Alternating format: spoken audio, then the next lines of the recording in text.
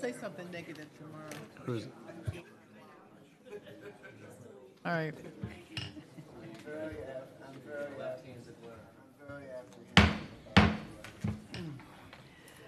Ladies and gentlemen, I'd like to call to order the Cuyahoga County Council regular meeting of Tuesday, July the 24th, 2012. Madam Clerk, will you call the roll? Calling the roll, Mr. Jones. here. Mr. Rogers. Here. Ms. Simon. Here. Mr. Greenspan. Mr. Greenspan is absent today. Mr. Miller. Here. Here. Mr. Germana. Here. Mr. Gallagher. Here. Mr. Strawn. Here. Ms. Conwell. Here. Ms. Connolly. Here. We have a quorum. Is there a motion to excuse Mr. Greenspan? So moved. Right. All right. It's been moved and seconded to excuse Mr. Greenspan. All those in favor indicate by saying aye. Aye. Opposed? All right, the ayes have. Please mark Mr. Greenspan as excused. Please rise for a pledge of allegiance. I pledge allegiance to the flag of the United States of America and to the republic for which it stands, one nation, under God, indivisible, with liberty and justice for all. For a moment of silence, I would like to reflect on all of the victims of the Aurora, Colorado shooting, for a healing of their bodies, for a healing in the community, the state, and the nation.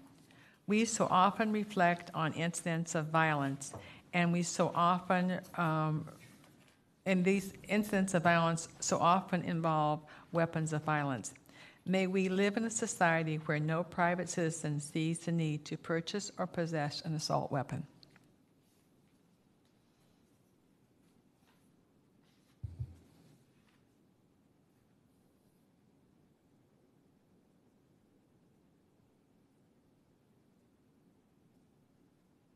Thank you, ladies and gentlemen. Item number 5. Is there any public comment or anyone signed in for public comment? Yes, Madam President. Trustee Sherry Lippis of Olmsted Township. All right, Ms. Lippis, would you come forward? And you have 3 minutes, and you can come to the microphone. I thought we were at the end of the agenda. Hello, my name is Sherry Lippis. I am the chairperson for the Olmsted Township Board of Trustees, and with me this evening is Director Ed Salk, who is the director of our public service. And we are also here representing the 2 other trustees, Janine Kress and Scott Ross, and the more than 14,000 residents that we serve. We are not asking for a handout, but a hand in solving a problem involving Cuyahoga County and Olmsted Township. This is the problem we face, but it reflects the type of problem that communities that you serve may face tomorrow. The problem is this. The Cuyahoga County Department of Public Works unilaterally closed the Fitch Road Service Garage located in Olmsted Township on July 23rd. The employees and most of the equipment have been reassigned to other county yards, the nearest of which is North Royalton and Brook Park. These are significant distance from the 20 miles of roads in our community that the county is required to maintain by state law. Our community was given less than 2 weeks' notice to prepare for this change. Our biggest question is how will Cuyahoga County fulfill its ORC mandated requirement to maintain those 20 miles of county roads in the Olmsted Township. We are right now attempting to negotiate with the Department of Public Works to provide service and response time standards so that township roads can remain safe, especially during the salt and snow removal season. Prior to this unilateral decision by the Department of Public Works, we were in negotiations with Bonnie Tewan and Mike Chambers for the better part of a year. County Council members Dave Greenspan and Mike Gallagher were also involved in the process. Yet, after our good faith efforts, on July 11th, we were blindsided and our residents disrespected by this unilateral action by the county, sent to us via email from a public relations official, and it's in the folder that you were provided. This problem contains 3 distinct components. The first is the closing of the Fitch Road Yard. The second is the issue of road maintenance equipment. The third issue is, however, most important, and it is the provision of service via the county, other adjacent municipalities, or private contractor. It is in this area that the township's Board of Trustees and the township's Director of Public Service want to exercise their right and obligation to represent the residents and taxpayers in the most transparent and effective manner. We feel it is essential that the Board of Trustees and their appointed representative attend all meetings that will be held on this matter. We want a voice in determining the best, most cost-effective, and beneficial solution to the provisions of service to our residents. As you can see from Director Teeuwen's response, she is questioning our request to participate in these meetings. This is not transparent, nor does it build the level of trust needed to develop a solution that serves our residents. Finally, this action by the county has the potential to stifle current economic activity, suffocating our economic development through implementation of our master plan, and most importantly, to increase safety risks to our residents. While we are a township, Olmsted Township's population and physical size are larger than most cities within Cuyahoga County. In fact, since 2000, Olmsted Township has experienced 27% increase in population and still contains the largest amount of undeveloped land in the county. All right, we were generous with our time, but can you wrap up? Okay. I thank you for, I just have another bit. Olmsted Township is home to an international corporation, Vitamix. We can be accessed by the interstate and the turnpike and are served by one of the top school districts in Ohio. We are ripe for continued growth and economic development.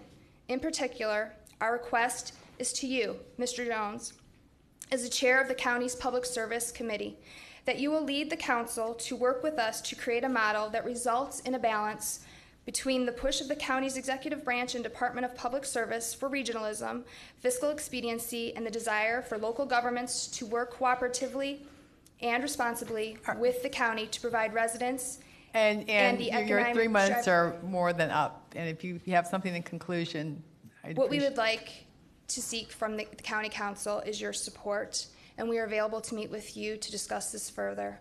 But really, for our residents and our community and the safety of the children who will drive or travel on those county roads, to make us a part of the process, not just force this upon us. All right, thank you very much for your comments. Ms. Teeuwen has just come in, and we will make sure that she gets your information.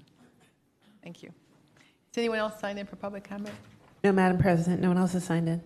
All right. The minutes of the regular meeting of July the 10th, 2012 are in your packet. Has everyone had an opportunity to see those minutes?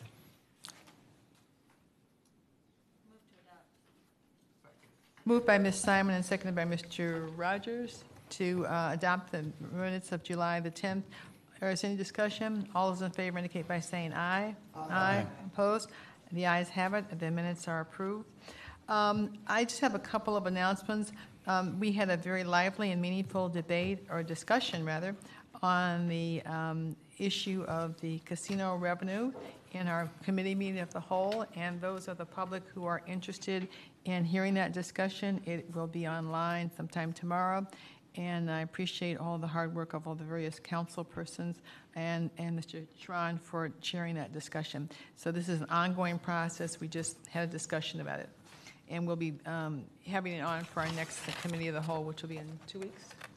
That's up to you. Right. I think we've got a pretty full committee of the whole, Right. though, with the ordinance, Right. all the charter members. All right, so it's a work in progress. I just had one other item, and during the last several weeks when people were paying their real estate taxes, there were a number of, there were long lines every day in the administration buildings. I did have discussions with Mr. Stenson-Brenner. These people were lined up to make cash payments. There was a drop box available for people who just wanted to deposit their check, but for whatever reason, a lot of people wanted to get actual receipt in hand. So it's just my concern that this not happen again in January, that we learn from whatever mistakes or whatever problems we had in this tax collection period, and that, you know, the situation is better in January. So Mr. Miller has indicated that the Finance Committee has already spoken with Mr. Stensenbrenner and the staff, and they'll be making a presentation in the Finance Committee meeting on August the 30th regarding that matter. Mr. Fitzgerald, before Mr. Fitzgerald speaks, I just want to point out that all the contracts approved by the county executive are in the packet and available online for all those to see, for anyone interested wants to see. Mr. Fitzgerald. Thank you, Madam President. Two things quickly. One is we made an announcement yesterday, but this has been an ongoing process regarding energy efficiency funds and how we disperse those throughout the county. But I think it just especially because we've been having this discussion, which has been germane to the casino revenue question about if we're helping surrounding communities enough. So this was discussed at the Board of Control and some other committee meetings, but I think it bears repeating that the county had the option to retain the EEBG, which is Energy Efficiency Block Grant funds, which come from the federal government. We had the option to retain those funds exclusively for the use of county operations and county buildings, and we decided not to do that. As a matter of fact, there was a process that was being run by the Planning Commission, which wasn't working in time, where we really had to try to expedite the process with our suburban communities so that they could avail themselves of that fund. It was originally, there was a proposal in front of the Board of Control, which we pulled, and to see if we could engage with our suburbs. The result was there's over $1 million that is now going to be spent on city projects. There were 13 communities in a competitive process that are going to be able to make efficiency improvements in their buildings and their HVAC systems, and that's going to save eventually much more than $1 million. But those savings are going to be realized not by the county, except in the general sense, but they're going to be realized specifically by the cities. So it's just another example of what we're trying to do to ameliorate the very difficult financial situation that a lot of our communities are finding themselves in. By the way, the 13 grants, that doesn't count the 50 energy audits. There were 50 communities that ended up doing energy audits that were paid for by the same funds. There were just 13 projects that then we funded completely by these EEBG funds, but 50 audits were done. So in 50 different suburbs. So I just wanted to assure the council again that we're looking for ways to help. Secondly, there's a piece of legislation that's before you tonight that Councilman Gallagher was really the driver behind, but that a number of you, and including myself, are co-sponsors of, that has to do with granting a 2% advantage to local firms, and we can talk about that when it comes up. But I think it's a suggestion of how we can be more favorable in our contracting to local firms. We also, the flip side of that coin is there's certain businesses that we shouldn't do business with anymore. And I think we need to formalize the process, a county process of debarment, barring certain firms from doing business with the county. We've been doing that in kind of an ad hoc way ever since we got into office, because there are certain firms that have been embroiled in the corruption scandal that we didn't want to do business with anymore. But I do think as time goes on, it makes sense for us to formalize that process. So, and then my guess is within the next, if not the next council meeting, but the one after that, you'll see a proposal from us to formalize that process.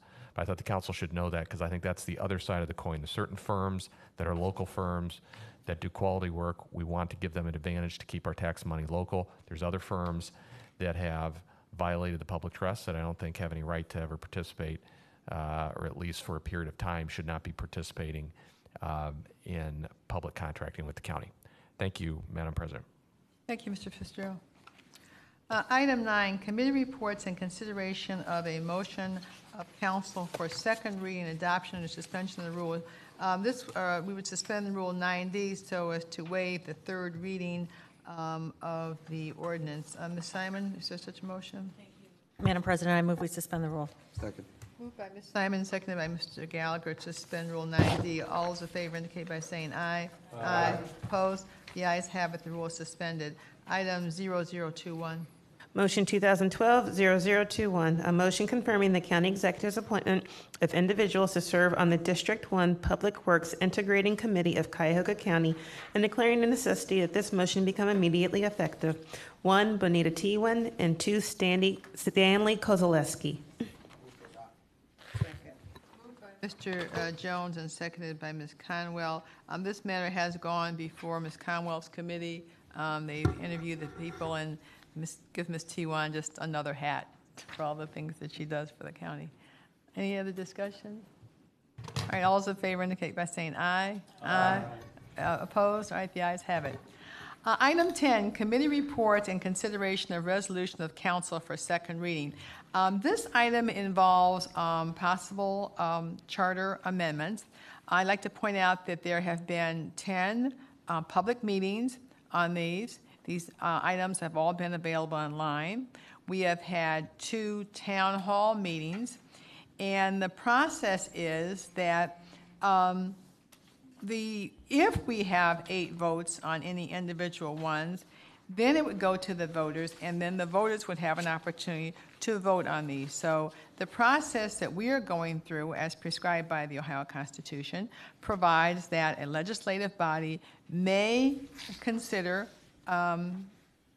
charter amendments and merely place them on the ballot for the voters to decide. So we want to start with 0099. Resolution number 2012-0099, a resolution providing for submission to the electors of the County of Cuyahoga an amendment to Article 6, Section 2 of the Charter of Cuyahoga County and declaring a necessity that this resolution become immediately effective. Now, this matter is on for second reading. This particular item has to do with a possible change in the Board of Revision. Madam President? Yes. Madam President, first of all, I'd like to second what you just said about the very extensive nature of the consideration that we're giving to the possible charter amendments. And the first version of this Board of Revision amendment was submitted in January or February. So we've been working on this for months. I would like to offer 2 amendments to this resolution, which are pretty technical in nature, but I think they will further improve and refine it. And if you would turn to page 22 of your booklet, and the first one is that in paragraph 1, we would insert an additional sentence immediately following the end of the first sentence, ending after occurs, and it would read, "The county council may by ordinance provide for the appointment of alternates to serve on behalf of the members of the Board of Revision."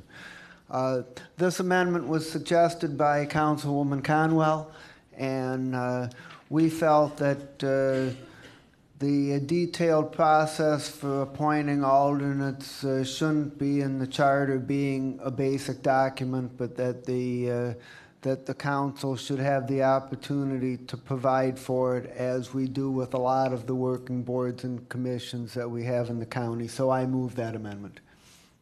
All right, any discussion on the amendment? All right, all in favor of the amendment indicate by saying aye. Madam President, I just have a question about the procedure now is that the executive is going to be appointing the members, that 3-member body, right? The 3-member body as it's proposed. This is No, Madam Chair, to Ms. Simon, this regards the 3-member statutory board which will administratively run the operation, which under this amendment would consist of the county executive, the fiscal officer, and 1 member of council appointed by the council president. What this amendment says is that the council may by ordinance provide for alternates, so that if one or more of the members could not attend a particular meeting, that an alternate could be appointed. Presumably for the executive and the fiscal officer, it would be a process where the executive would make that appointment, and for the council member, it would be the council president that would make that appointment. Would this be for just one meeting, or would it be based, I don't know why, I'm just questioning why we would need this amendment. Is it just if somebody was absent who was a council appointment, then the council president would have the ability to put somebody for that particular meeting?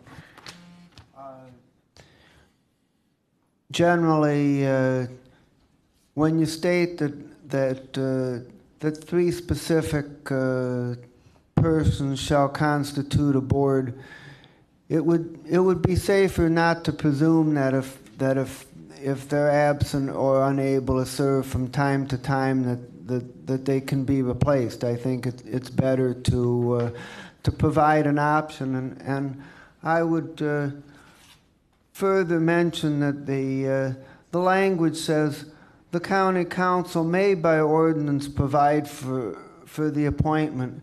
If we decide that it isn't necessary for us to do that, well, we wouldn't have to do that, but I think that giving that option would be a good thing. Okay. I was just questioning the plural alternates, but I'm not going to get bogged down in detail. I mean, that's all. Yeah, I think there's merit to what you say, because, for instance, we could theoretically be without a fiscal officer. I mean, if the person, resigned or whatever, and we're going through a period of, with the elected officer, you're always going to have somebody, but the fiscal officer could really be vacant at some point, so we'd have an opportunity to Definitely. name someone. Okay. Are you going to do these separately, these Yes. two? Okay, all right. Any other discussion on this amendment? All right, all those in favor indicate by saying aye. Aye. Opposed? All right, the ayes have it. Okay. I would like to move the second amendment, and this amendment came from Director Steen through his staff, and he pointed out the fact that the hearing boards under the Ohio Revised Code are permitted to hear some kinds of cases other than appeals on the valuation of real property, two of which are expedited foreclosure cases and questions relating to entitlement for the homestead property tax reduction. And so for that reason, we're proposing to add after where it says hearing cases regarding the valuation of real property, to add the words and other matters permitted under the Ohio Revised Code or this charter. And so that would allow these other matters to be heard by the hearing boards, and if future authorizations are made in the future, those could be heard as well. Here's your second. Second by Ms. Conwell. Do you have a page number on that, Mr.? This is also on page 22. It's the second paragraph. Okay. It's halfway through the second paragraph. All right, any discussion on that?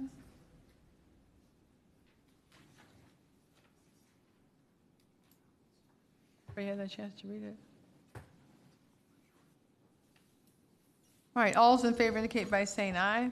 Aye. All right, the ayes have it, so item 0099 will be amended as just voted in. All right, item 0100.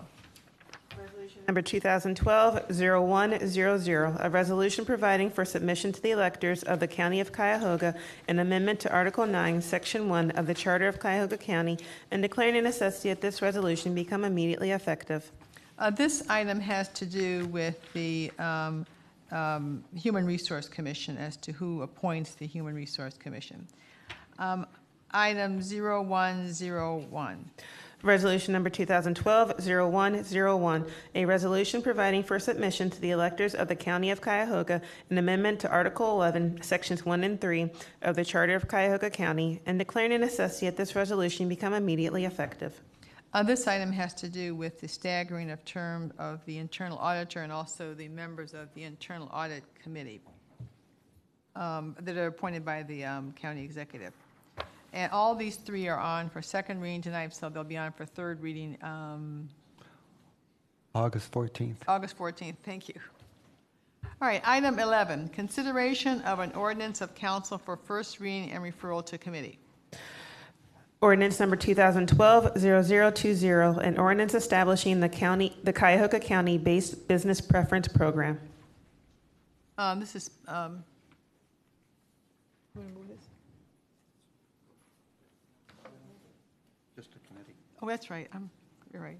Yeah, this will go to the finance committee. Did you want to be heard on this, Mr. Gallagher? Thank you, Mr. It's okay. We can call it worse. Madam President, I'd like to thank my council members that are supporting this right now and hope to persuade others to come on board, and the executive certainly for his support. I think this is clearly a message being sent to the business community and the local communities that the new government has their best interests at heart. And I look forward to discussing this in committee. I'm not married to the 2%. We can discuss that, but the work that Trevor and Sister Joanne has done, I feel very comfortable with the 2%, and I think we have the numbers to back up that we not only can do this, but we should do this. So I look forward to the committee hearings on this issue. Thank you. All right, Madam Chairperson, yes. I'd like to have my name added to this. Add Mr. Brady? Madam Chair, Yes.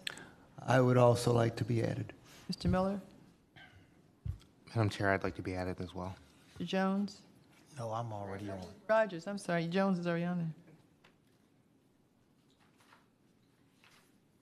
All right, thank you. This will be heard, will this be on January, August? what am I August saying? 14th. August 14th, okay. No, I'm sorry, August 20th. 20th, okay, I was right in 20th. first place, okay.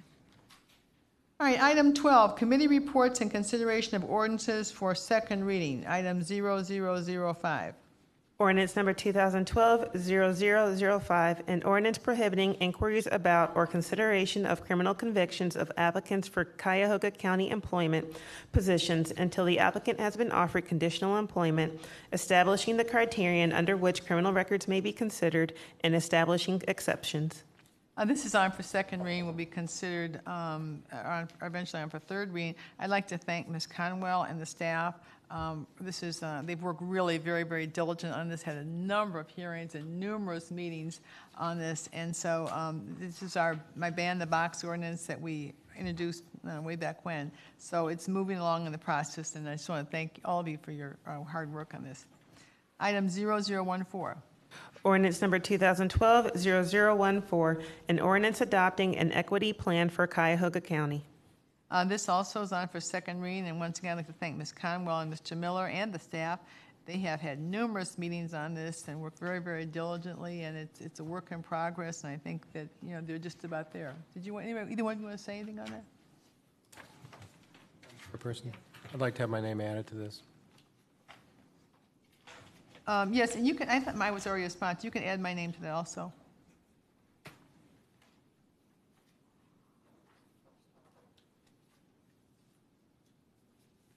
All right, item 13, consideration of a resolution for first reading, adoption, or suspension of the rules. We would suspend the 3 readings and referral to committee. Ms. Simon? On the rules? Don't trust me with it. Moved by Ms. Simon and seconded by Mr. Gallagher, suspend Rule 12A and 9D. All those in favor indicate by saying aye. Aye. Opposed? The ayes have it, the rules are suspended. Item 0144.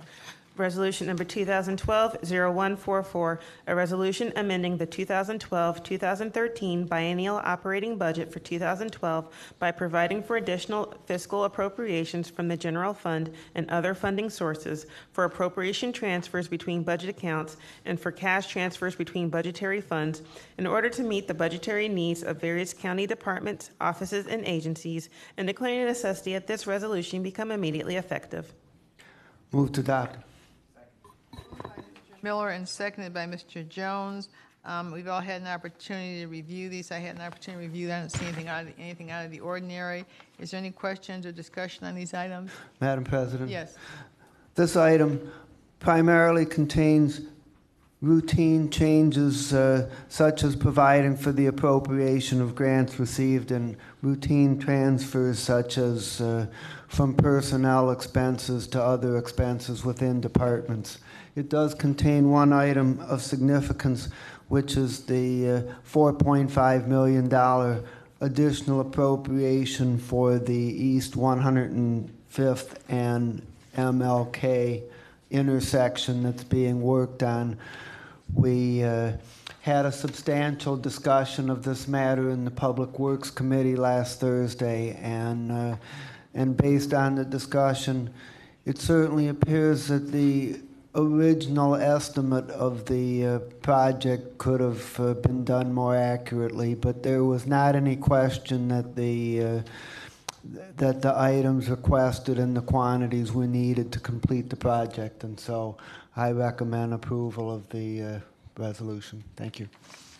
All right, any other questions or discussion? All right, all those in favor indicate by saying aye. Aye. Aye. Opposed? The ayes have it. The resolution is adopted. Item 14, consideration of resolutions for first reading and referral to committee. 0145. Resolution number 2012-0145, a resolution authorizing the appropriation of certain real property for the reconstruction of Ridge Road from Interstate 480 to Memphis Avenue in the city of Brooklyn, directing the county executive to proceed with the acquisition of land required for public highway purposes, authorizing the fiscal officer to prepare the necessary vouchers payable to the administrative judge, probate court of Cuyahoga County, and declaring a necessity that this resolution become immediately effective for the properties as outlined on the agenda, item 14A, 1 through 4. This matter will be referred to the Public Works Committee. Madam Chair. Yes. Please add my name. Yeah, Mr. Jemana's name, please.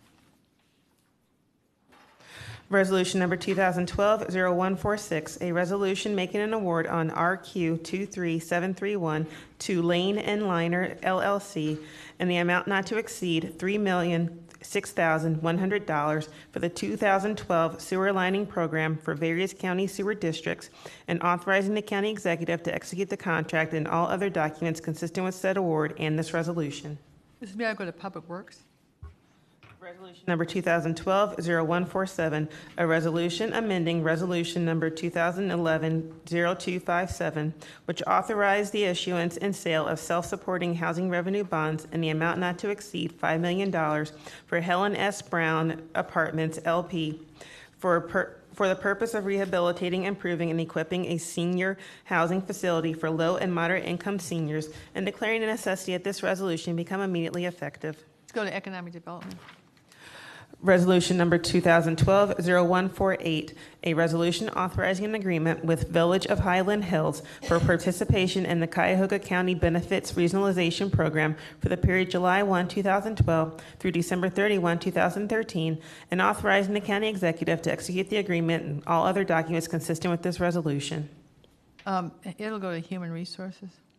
Resolution number 2012-0149, a resolution authorizing the amendment to contract number CE1100531 with Starting Point for administrative services for the out-of-school time program for MyCom for the period October 1, 2011 through September 30, 2012, to extend the time period to August 31, 2013, to change the scope of services effective July 24, 2012, and for additional funds in the amount not to exceed $1,500,000, authorizing the county executive to execute the amendment and all other documents consistent with this resolution, and declaring a necessity that this resolution become immediately effective. Go to Health and Human Services. Resolution number 2012-0150, a resolution authorizing an agreement with The Ohio State University in the amount not to exceed $250,000 for Youth Advisory Committee services for the period May 1, 2012 through April 30, 2014, authorizing the county executive to execute the agreement and all other documents consistent with this resolution, and declaring a necessity that this resolution become immediately effective. This goes to Health and Human Services. Resolution number 2012-0151, a resolution authorizing a contract with Educational Service Center of Cuyahoga County in the amount not to exceed $845,911 for fiscal and administrative services for the Help Me Grow Bright Beginnings program for the period July 1, 2012 through June 30, 2013, authorizing the county executive to execute the contract and all other documents consistent with this resolution, and declaring the necessity that this resolution become immediately effective. Go to Health and Human Services. Resolution number 2012-0152, a resolution making an award on RQ 2333-6 to Employee Benefits International Incorporated in the amount not to exceed $1,005,606.45 for general consulting services and SBE services for Cuyahoga County employee health care benefits, including wellness care, dental and vision, deferred compensation, life insurance, and employee education for the period August 1, 2012 through July 31, 2015, authorizing the county executive to execute the contract and all other documents consistent with this resolution, and declaring the necessity that this resolution become immediately effective. This matter will go to the Finance Committee. Item 15, committee reports and consideration of second reading. This is a proposed charter amendment by the executive. It has to do with internal workings with employment within departments. So you want to read item 0103. Resolution number 2012-0103, a resolution providing for submission to the electors of the County of Cuyahoga an amendment to Article 2, Section 2.01, Section 1, and Article 9, Section 4 of the Charter of Cuyahoga County, and declaring the necessity that this resolution become immediately effective. And this matter will be heard before the Committee of the Whole, so it's only on for second reading. Item 16, committee reports and consideration of resolutions for second reading under suspension of the rules, so that we would waive Rule 9D, requiring a third reading. Ms. Simon? Move we suspend the rules. Second. Moved by Ms. Simon, seconded by Mr. Gallagher, suspend Rule 9D. All those in favor indicate by saying aye. Aye. Opposed? The ayes have it. Item 0115. Resolution number 2012-0115, a resolution authorizing an agreement with Mayfield Village for participation in the Cuyahoga County Benefits Regionalization Program for the period June 12, 2012 through December 31, 2014, authorizing the county executive to execute the agreement and all other documents consistent with this resolution, and declaring the necessity that this resolution become immediately effective. Second. All right, moved by Mr. Schrein and seconded by Mr. Germana. Any discussion? And all those in favor indicate by saying aye. Aye. Opposed? The ayes have it. Resolution number 2012-0126, a resolution authorizing amendments to agreements and contracts with various providers for the Workforce Investment Act in-school and out-of-school youth training programs for various time periods, to extend the time periods to June 30, 2013, and for additional funds, authorizing the county executive to execute the amendments and all other documents consistent with this resolution, and declaring necessity that this resolution become immediately effective to the providers and in the amounts not to exceed as listed on the agenda, item 16B, 1 and 2. Move to adopt. Second. Moved by Mr. Schrein, seconded by Mr. Miller. Is there any discussion on this? We heard this in the Economic Development Committee. Nothing necessary. Yes, I'd like my name to be added to this. please add Mr. Brady's name, please. All right, if no further discussion, all those in favor indicate by saying aye. Aye. Opposed? The ayes have it. Resolution number 2012-0127, a resolution authorizing an agreement with Village of Glen Willow for participation in the Cuyahoga County Benefits Regionalization Program for the period July 1, 2012 through December 31, 2014, authorizing the county executive to execute the agreement and all other documents consistent with this resolution, and declaring the necessity that this resolution become immediately effective. Move to adopt. Moved by Mr. Schrein, seconded by Ms. Conwell. Any discussion on this? All those in favor indicate by saying aye. Aye. Opposed? The ayes have it.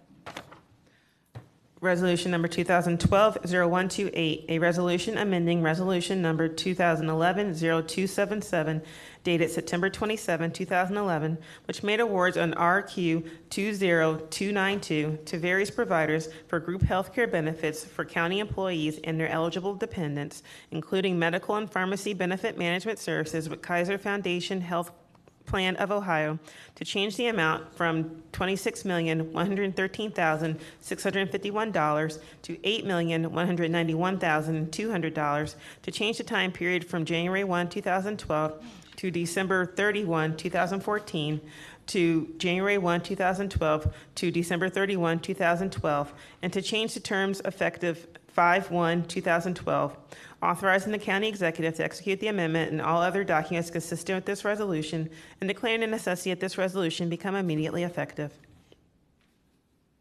Move to adopt. Moved by Mr. Strawn, seconded by Mr. Conwell. Any discussion? All's in favor indicate by saying aye. Aye. Opposed? The ayes have it. Resolution number 2012-0129, a resolution authorizing an amendment to contract number CE 09-00553 with Catholic Charities Services Corporation for comprehensive pre-employment screening services for Ohio Works First applicants for the period July 1, 2009 through June 30, 2012, to extend the time period to June 30, 2013, and for additional funds in the amount not to exceed $532,667, authorizing the county executive to execute the amendment and all other documents consistent with this resolution, and declaring the necessity that this resolution become immediately effective. Chairperson. Yes, Mr. Brady. Yes, this contract provides the continued services to recipients of the cash assistance to assist them in seeking and securing meaningful employment. The county is required to provide these pre-employment services as part of the state's public assistance plan. This is 100% federal grant funding, pass-through monies through TANF. And so you're moving it, is your second? Yes, I'm moving it. Seconded by Mr. Germana. Any discussion? All right, all those in favor indicate by saying aye. Aye. Aye. Opposed? The ayes have it. Resolution number 2012-0135, a resolution authorizing an amendment to resolution number 2012-0054, dated March 27, 2012, which authorized that public convenience and welfare requires that the resurfacing of Egbert Road from Dunham Road to Walton Hills East Corporation line in the village of Walton Hills by changing the termini to add the city of Bedford, and authorizing the county executive to execute the amendment and all other documents consistent with this resolution. Move to adopt. Moved by Mr. Shrine, seconded by Mr. Jones. Any discussion? All right, all those in favor indicate by saying aye. Aye. Opposed? The ayes have it. Resolution number 2012-0136, a resolution declaring that public convenience and welfare requires the resurfacing of East 9th Street from North Marginal Road to Carnegie Avenue in the city of Cleveland.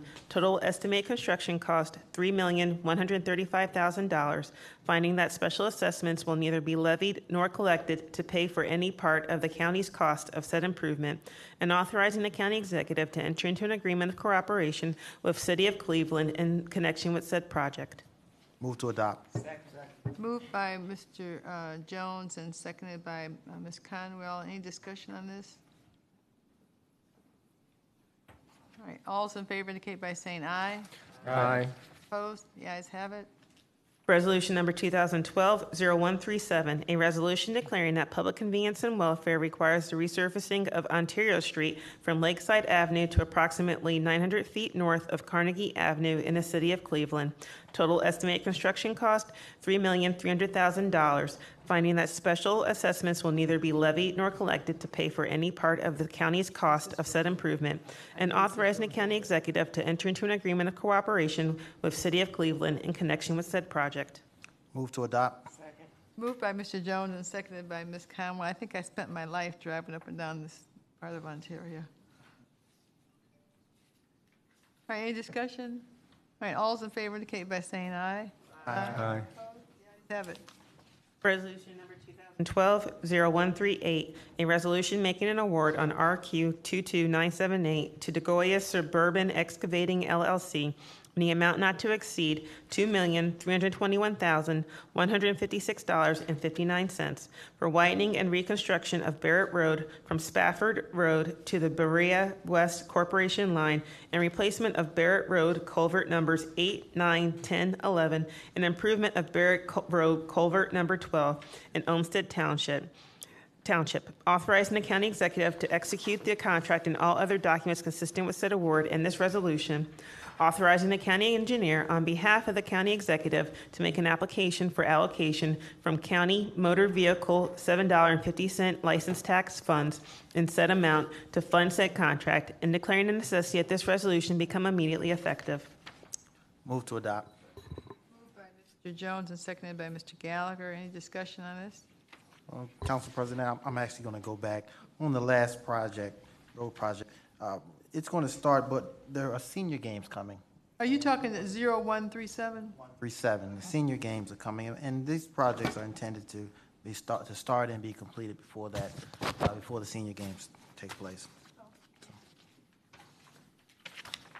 All right, any discussion on item 10138? All right, all those in favor indicate by saying aye. Aye. Opposed? The ayes have it. Resolution number 2012-0142, a resolution authorizing amendments to contracts with various providers for placement services for the period October 1, 2011 through June 30, 2012, to extend the time period to December 31, 2013, to change the terms effective July 1, 2012, and for additional funds, authorizing the county executive to execute the amendments and all other documents consistent with this resolution, and declaring a necessity that this resolution become immediately effective to the providers in the amounts not to exceed as printed on the agenda, item 16J, 1 through 24. Madam Chairperson, I'd like to have Director Warner come forward in case there are questions. This is a big ticket item.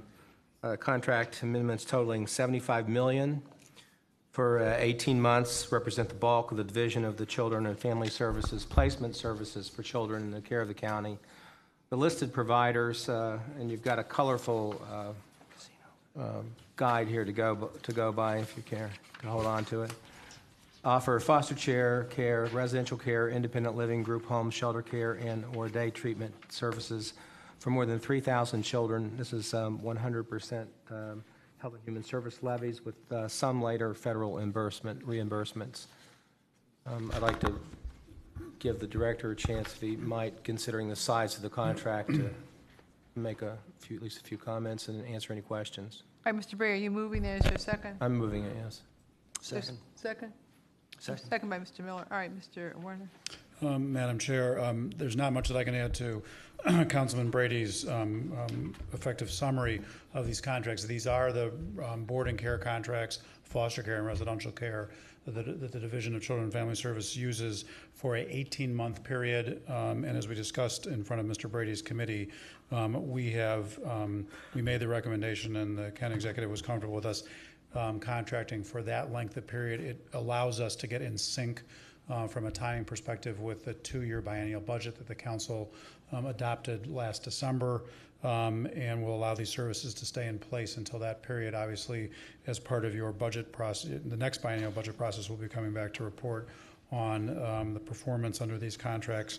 As we've discussed in front of Councilman Brady's committee, the county executive has continued to challenge us to make sure that we are using these contracts to better the performance of our providers, and so we have added some new reporting and performance requirements within these amendments. We're also beginning to work with an agency and a consulting firm that we anticipate that we'll be working with called Outcome Referrals, that was recommended to us by the Casey Foundation, a national child welfare foundation, to try to figure out even more how to work better with our providers on ensuring that the children and families who are served by these contracts get effective, good services and get them back to their families as quickly as possible. The dollar amount, if you look at the handout that Councilman Brady referenced, it is close to $75 million. But again, if you look at the last 18 months of service, we're at about where we thought. All of these funds are within the existing funding allocation that you've provided the department, and we intend, as we've been able to do in past years, to stay within that overall funding for these services. I'd be happy to answer any other questions that you might have. I don't understand why you're not here wearing a bow tie that you hand tie. I'm the last person to leave my house in the morning, so unless I can have somebody help me tie a tie before I leave or button a shirt, I'm stuck for a couple more weeks in Well, polo we see you're shirts. out of the cast, so Yeah, things no, are improving. it is improving. It sort of still looks gross, but so I'll hide it from public view. But it is getting better. I appreciate everybody's concern. Any other questions or comments? I just have one. The second page of this handout, Yes, sir. do they represent the numbers of children being served? Yeah, Madam Chair, to the councilman, I'm glad you raised that. Yeah, these are the number of children who were served through the existing sets of contracts. And so, there's a rough analogy between the number of kids served, obviously, and the dollar amount of the contracts, both historically as well as prospectively. As I think we've talked about, I know we've talked about it, Mr. Brady's committee, but I think we've also talked in front of the committee of the whole as well. The department does its best job to estimate how much it will need from its provider, but it's an educated guess. But it's an educated guess based on working with many of these organizations for many, many years. But we may well see, you may well see us coming back asking for adjustments later on next year when we get closer to the end of these contract periods. But we do our best to stay within these dollar amounts. And as I think these are amounts not to exceed. So we're not guaranteeing that we're purchasing all these services from the providers. We are merely saying that based on the department's estimate, this is how much we think we'll purchase, or we could purchase up to these amount of slots or services from these providers for this period of time. All right, any other questions? All right, if there's no other questions or comment, all those in favor indicate by saying aye. Aye. Opposed? The ayes have it. Thank you, Mr. Thank you Mayor. very much. Resolution number 2012-0143, a resolution making awards on RQ 22547 to various providers for emergency assistance services for the period September 1, 2012 through August 31, 2014, and authorizing the county executive to execute the contracts and all other documents consistent with said awards in this resolution to the providers in any amounts not to exceed as printed on the agenda, item 16K 1 through 5. Madam Chairperson. Mr. Brady? This resolution provides the Division of Children and Family Services with the ability to secure clothing, furnishings, and appliances for children being reunified with their families and for emergency provisions for children and families at risk of having their children removed.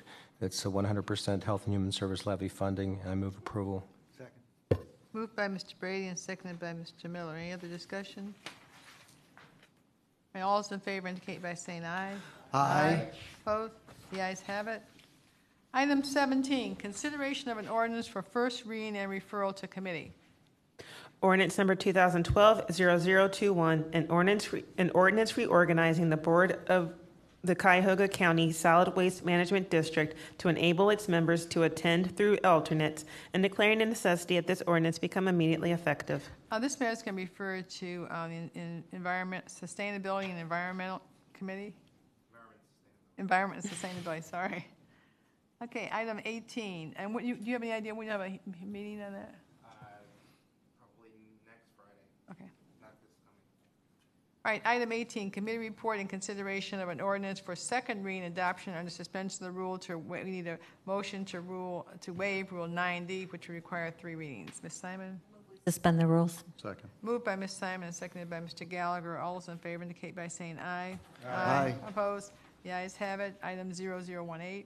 Ordinance number 2012-0018, an ordinance adopting the 5-year economic development plan in accordance with Section 7.05 of the Charter of Cuyahoga County and declaring the necessity that this ordinance become immediately effective. Move to adopt. Second.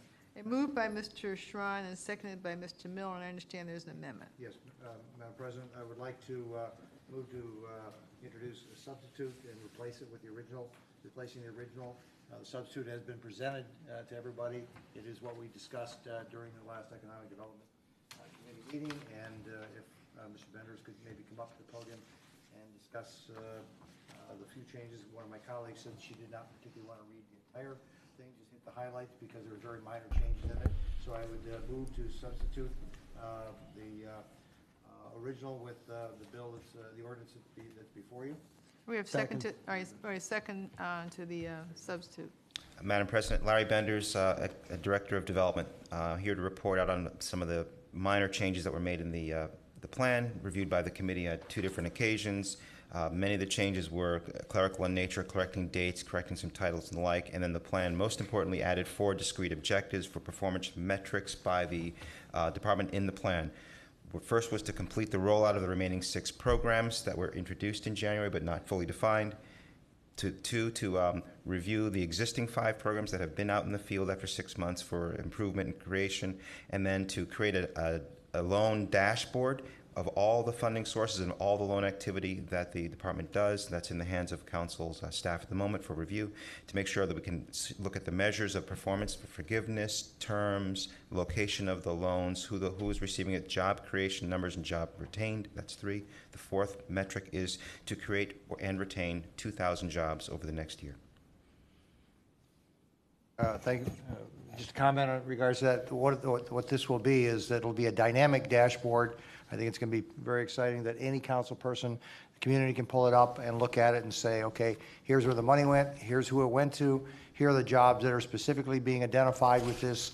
Is this being incentivized by an element of forgiveness? What are the rates going to be? And it's all going to be visible online for everybody to see. So I think it's a real exercise in transparency, so people can see where the money's going and how it flows, and then ultimately how we're going to attach that to specific activities. So pretty exciting stuff. All right, is there any discussion on the substitute bill? All right, all those in favor of the substitute indicate by saying aye. Aye. Aye. Opposed? All right, the ayes have it, the bill is so substituted. Any discussion on the ordinance on the merit? Madam Chair, Yes. I'd like to have my name added as a co-sponsor. All right, add Mr. Miller's name. Mr. Germana? Conwell? Gallagher? And the biggest challenge for year 2 is going to be to hit as many home runs you hit in year 1. All right, and Jones and Rogers. And you can add my name also. Okay, anyone else? All right, if there's no further discussion, any other questions? All right, all those in favor indicate by saying aye. Aye. Opposed? The ayes have it. Thank you. Thank you. Item 19, consideration of an ordinance for third reading adoption, item 0015. Ordinance number 2012-0015, an ordinance amending ordinance number 2011-0014 as amended, which enacted the Cuyahoga County Contracting and Purchasing Procedures Ordinance and declaring a necessity that this ordinance become immediately effective. Move to adopt. Moved by Mr. Miller and seconded by Ms. Conwell. Does anybody want to be heard on this?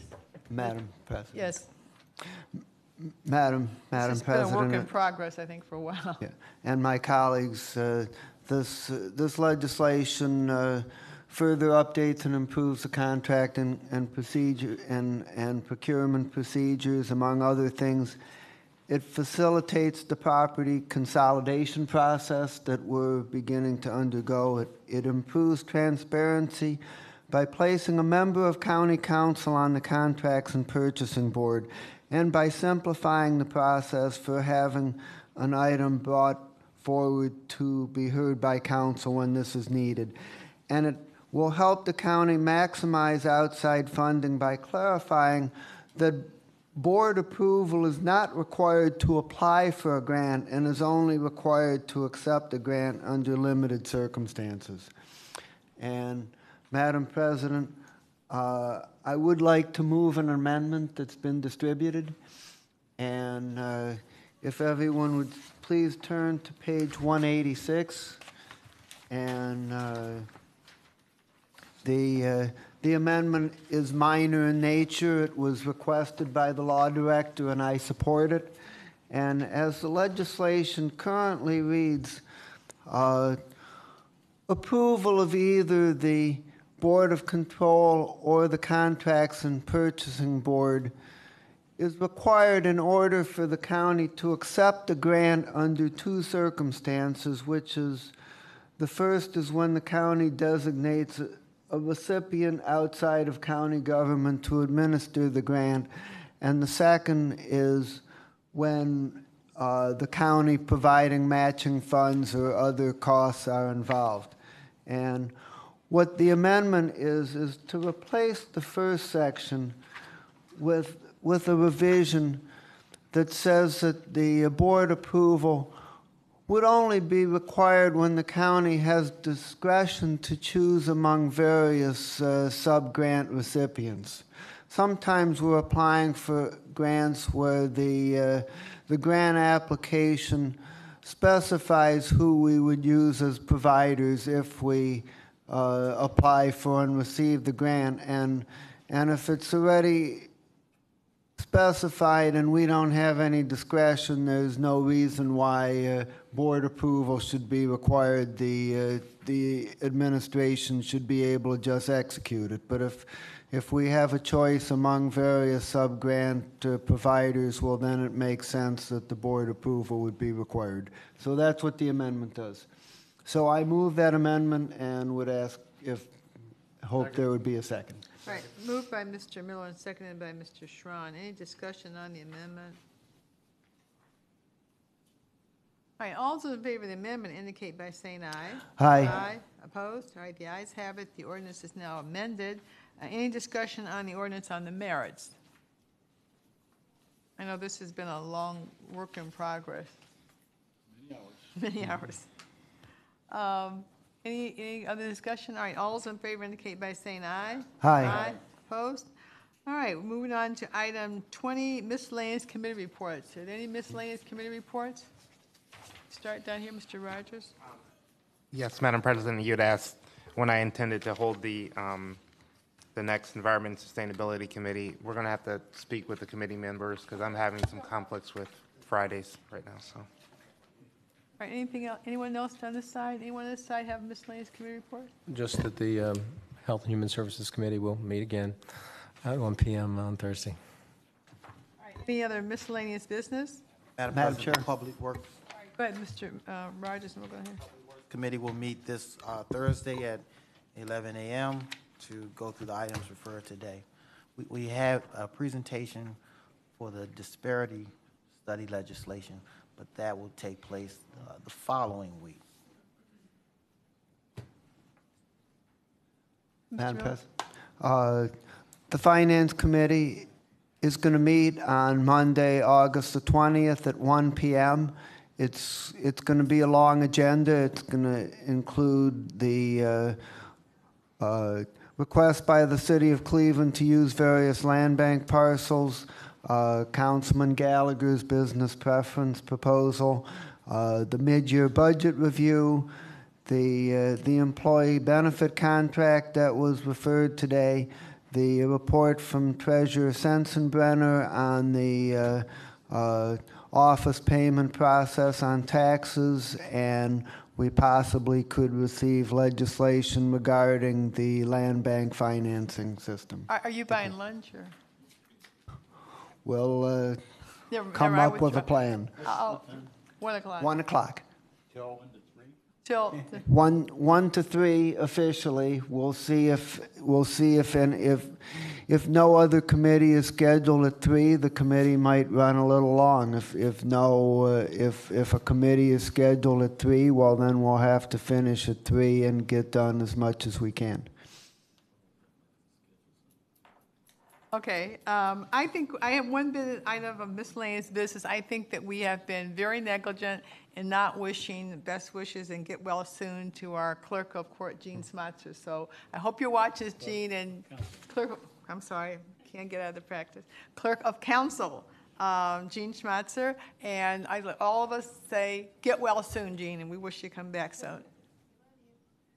Is she watching this, you think? Probably. Probably, okay. All right.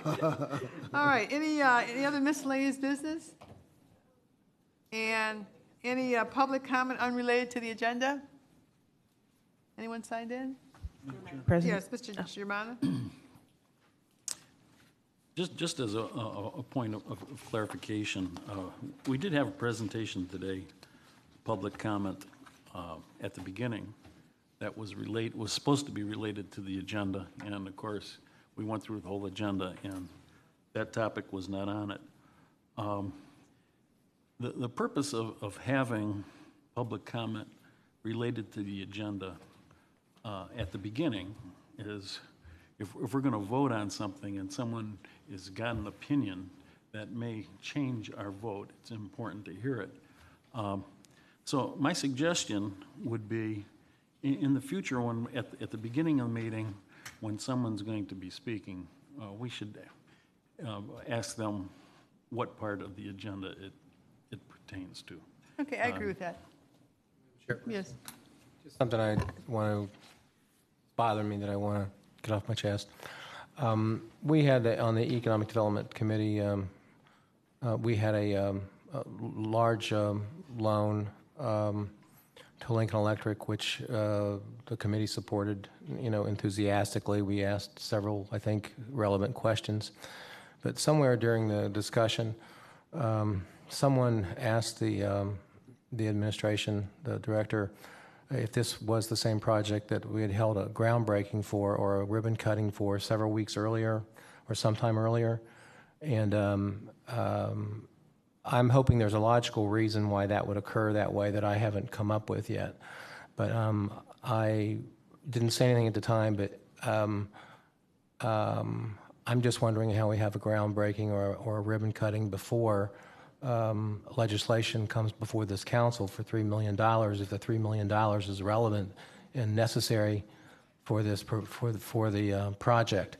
And I'm not asking for anybody to come forward. I don't want to put anybody on the spot. But it was something I noticed, and I just hope and assume that we're not going to be going down a road where we're going to be seeing press conferences before legislation comes before this council. Don't want to be put in that position of having people's expectations raised and before we've been given an opportunity to review the legislation. I don't require Mr. Benders to respond. All right, well, come on, you can respond to it. Thank you, Madam President. I think the question deserves a response. The governor decided to have a press conference for an event. The governor had most of the money in the deal. We did not speak at the event. We were present in the room. And there were letters of intent that said, subject to all the appropriate approvals, our recommendation could be approved, but it may not be approved. So that was exactly the deal. And it was not a groundbreaking, it was a... Madam Chairperson, I understand the part of the deal that you're talking about, and I do appreciate the explanation. That was the, $10 million or that the state put up? Sir. And so that is satisfactory. Having heard that, I appreciate it, and put everybody on warning. Should this occur, that it be clear, because when the way it sounded like there had been a groundbreaking. I should have asked you that question that day, but I was just kind of mulling it over and wondering what it was I didn't understand. And that was our $3 million was not in the pot yet, but the governor decided to have a press conference anyway. Madam Chair, to the councilperson, yes. Okay. We want to support the effort, if I may say. All right, it's governor's fault. Duly warned. Duly warned. Thank you very much. Madam President? Mr. Jones? I was not aware of the press conference. Would it be possible since we have to approve those dollars potentially, that we get an email about such press releases to council? So that Unfortunately, I can't call the governor and tell him to always send us an email, but... It enters into county government, the Department of Development. I think Mr. Schrein was there.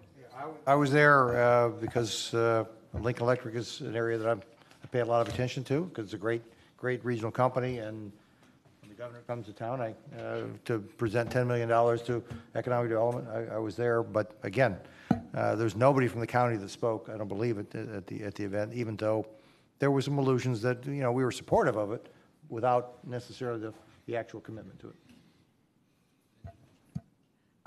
Any other public comment unrelated to the agenda? Actually, Madam President, if I could just address Councilmember Germana's statement. That was actually my fault. On the forum, it says that Ms. Lippis was addressing the Olmsted Township issue. I thought, since there was an item on the agenda related to Olmsted Township, that it was that, so that's my fault. We're not mad. Just mea culpa. Okay. All right, anything else for the good of the order? Our next meeting is on August the 14th at 1 o'clock. Will be a committee of the whole, and that will be on our charter review items. Hopefully, Mr. Greenspan will be very rested after his vacation. And then we have our regular meeting will be at 5 o'clock on August the 14th. If there's no further business before this council, is there a motion to adjourn? All right, we stand adjourned. Thank you.